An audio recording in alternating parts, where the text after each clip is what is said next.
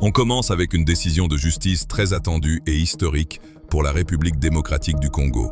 Mais qui s'est joué à Paris? L'ancien chef de guerre congolais Roger Lumbala a été condamné à 30 ans de réclusion criminelle. Pour comprendre l'importance de ce verdict, il faut revenir en arrière. Roger Lumbala est un ancien dirigeant du RCDN, Rassemblement congolais pour la démocratie nationale. Un groupe armé qui a sévi au début des années 2000 en Ituri, dans le nord-est de la RDC. Il était accusé d'avoir été complice de crimes contre l'humanité, notamment pour des faits atroces commis lors d'une opération militaire baptisée « Effacer le tableau ». Le nom fait froid dans le dos, et la réalité aussi. Il s'agissait de massacres systématiques, de viols et de pillages contre les populations civiles pour contrôler des ressources minières.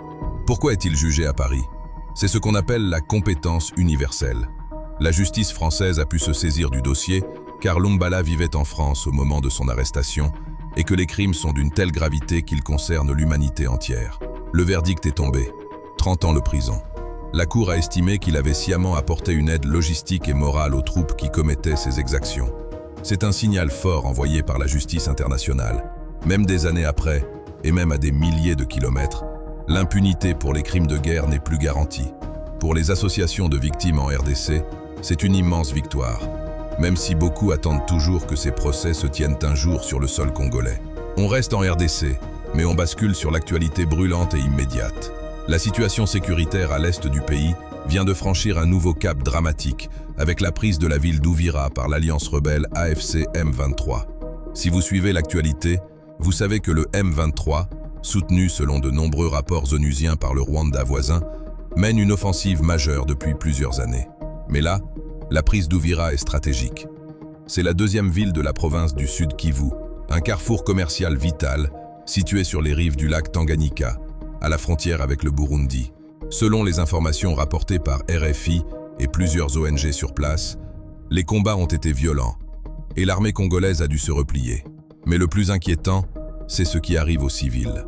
Des ONG rapportent une multiplication des violences, des pillages et des exécutions sommaires dans les zones passées sous contrôle rebelle. Les conséquences humanitaires sont catastrophiques. On parle de milliers de familles qui fuient vers le sud ou vers le Burundi, sans aucune ressource. Cette prise de guerre isole encore un peu plus la ville de Bukavu et met une pression énorme sur le gouvernement de Kinshasa, qui peine à contenir cette avancée malgré la présence de forces régionales. C'est une nouvelle preuve que le conflit est loin de s'enliser. Au contraire, il gagne en intensité et en territoire. Direction l'Afrique de l'Ouest maintenant, au Sénégal, où le Premier ministre Ousmane Sonko est en train de réorganiser en profondeur son parti, le PASTEF.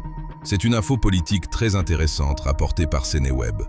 Depuis son arrivée au pouvoir avec le président Bassirou Diomaye Faye, le PASTEF a changé de dimension. Il n'est plus un parti d'opposition radicale, c'est le parti au pouvoir. Et pour gérer cette transition, Ousmane Sonko a édicté ce qu'on appelle les nouveaux commandements. Concrètement, de quoi s'agit-il? Sonko a mis en place une série de directives pour structurer le parti. L'objectif est double. D'abord, discipliner les rangs. Il veut éviter les cacophonies et s'assurer que les militants et cadres suivent une ligne politique claire et unifiée. Ensuite, il s'agit d'ancrer le parti dans la durée. Le PASTEF veut transformer son immense popularité électorale en une machine politique capable de gouverner efficacement. Cela passe par la création de nouveaux comités, une révision des instances dirigeantes et un contrôle plus strict de la communication. Pour les observateurs politiques, c'est le signe que Sonko ne se repose pas sur ses lauriers.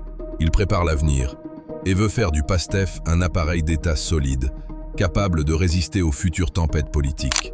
C'est une phase de mue assez classique pour les mouvements révolutionnaires une fois qu'ils accèdent aux responsabilités. On passe au Burkina Faso avec une affaire qui suscite énormément de colère à Ouagadougou.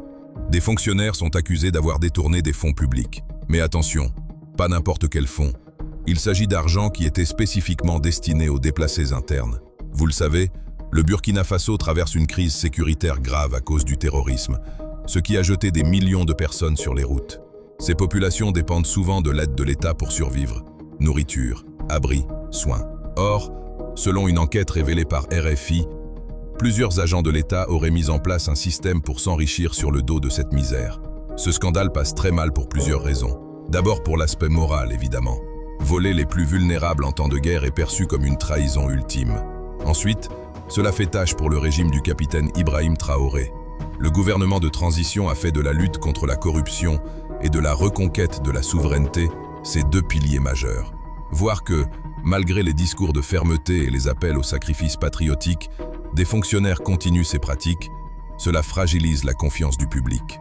La justice burkinabé a annoncé avoir ouvert des enquêtes et le gouvernement promet des sanctions exemplaires. C'est un test de crédibilité majeur pour les autorités de transition. Vont-elles réussir à nettoyer leurs propres rangs?